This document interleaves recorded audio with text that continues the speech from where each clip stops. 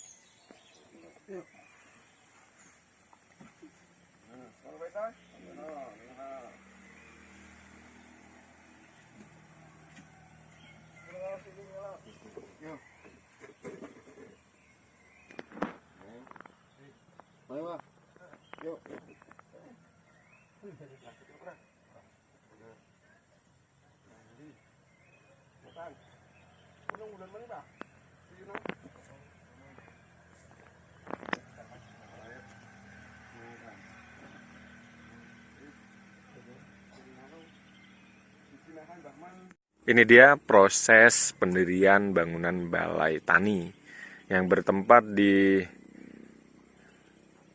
Kebun Cross atau Laboratorium Batang Kopi di Surjo, Kecamatan Bawang, Batang, Jawa Tengah. Dan ini dia prosesnya bersama Mas Rifani, Presiden Batang Kopi, dan Mbah Rohim selaku tuan rumah. Dan seperti ini prosesnya.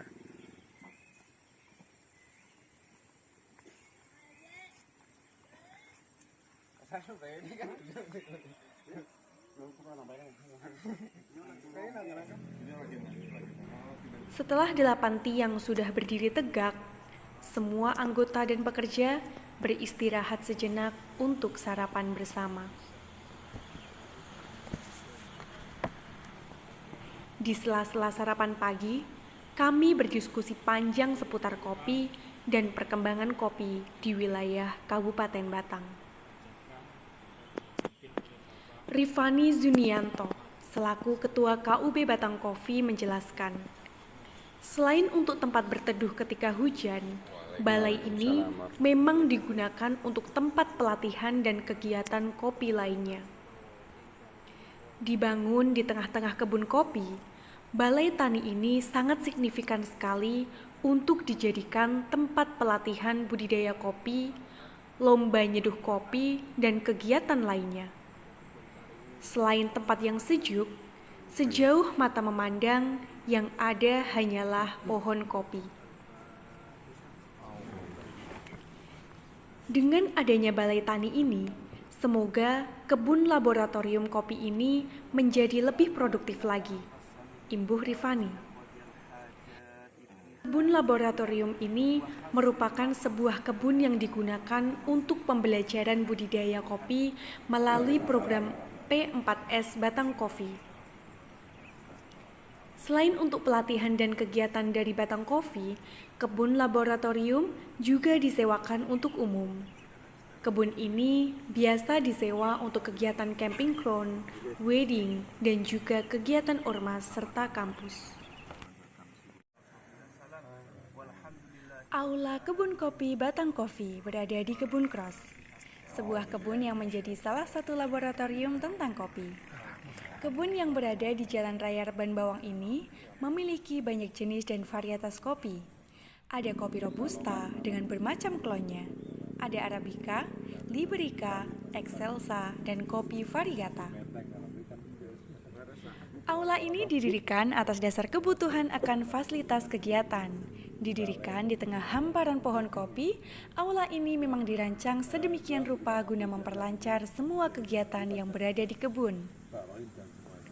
Selain untuk memberikan kenyamanan dalam berkegiatan, aula ini juga difungsikan sebagai tempat untuk bersosialisasi dengan petani, terutama petani kopi.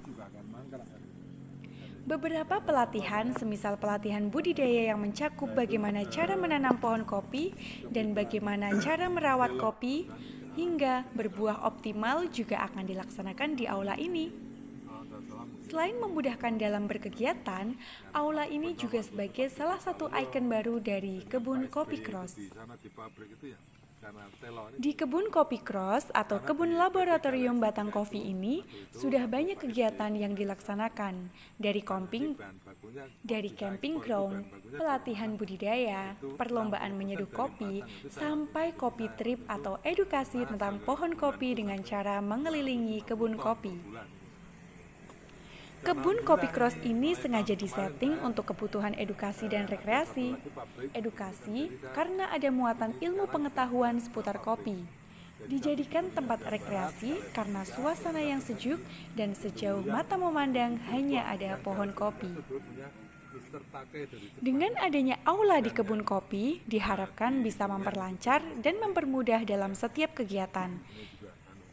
Selain itu, juga bisa sedikit memberi rasa aman kepada pengunjung yang datang ke kebun. Dengan adanya aula di kebun kopi, diharapkan bisa memperlancar dan mempermudah dalam setiap kegiatan. Selain itu, juga bisa sedikit memberi rasa aman kepada para pengunjung yang datang ke kebun. Harga terendah itu 2.500. Misalnya pasar kok di bawah 1.000. Murah kan murah ya. Itu sampai paling murah itu 2.500, bahkan sampai 5.000, 6.000 kalau di harga pasar. Nah, itu artinya kalau sudah ada kontrak itu kan enak gitu. Kalau kayak pohon, misalnya pohon itu kan kadang-kadang bayar 500 700 gue ngangkut berjual mon kan jarang ya. Nih, misalnya Lombok dong lagi wayu ora karuan tapi bukan ora payu. Kalau mau nanti nandur mas hektar wong kon ngamet marung kan mboten purun. Karena harganya 2.750 waktu itu 10 hari aman, Pak.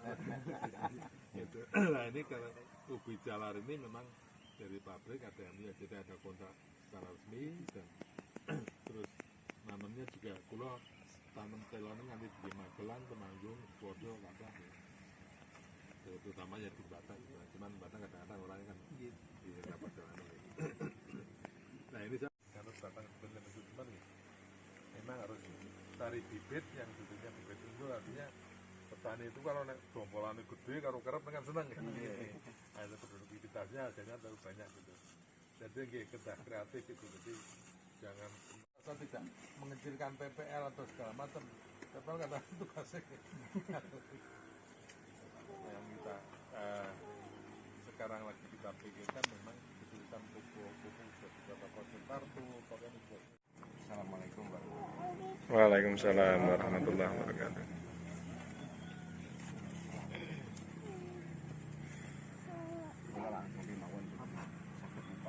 Kang kathah niki kula mboten saestu mboten ngertos nek mboten Mas Ivan nembe mawon dugi mriki matur niku kula mboten ngertos saestu blas nggih mboten ngertos saestu. Dados nggih ngapuntene lah keadaane mboten wonten sambutan napa ngeten iki. Nggih. Setunggal masalah napa namine baletane Pak. Kula matur napa wontene niki tanpa wonten bantuan saking dinas sementara Pak memang kula nggih sakjane nggih diakui kalih dinas namun sebagian kula niku kok mboten wonten bantuan sama sekali ngoten niku. Mboten napa namine padahal kula momongi petani kopi niku mboten sebatas namung bawang reban mboten Pak. Niku meliputi nggih sak Kabupaten Batang nggih petani kopi saking Silurah Wonotunggal ngoten niku tetes mangke malah tetes momok ngoten niku nggih nggih keadaane kula niku memang petani Pak tapi nggih disorot kangge petani kopi memang dituakan nggih disepuhkan niku keadaan tenggriya niku mboten memungkinkan nek madai masalah niku bidang pertanian kopi nggih niku wekdale namung niku Pak nggih. Terus kula nggih mboten saged matur kathah kula sak ngertose kula namung sebatas lingkaran kopi nggih. Nggih senese kula blas mboten ngertos niku paling kula dibantu kalih kanca-kanca batang kopi niku nek ajeng matur ngoten niku. Nggih. Ngapuntene lepat kula ingkang kathah nyuwun pangapunten ngeten nggih mawon. Wabillahi taufiq wal hidayah. Wassalamualaikum warahmatullahi wabarakatuh. Waalaikumsalam warahmatullahi wabarakatuh.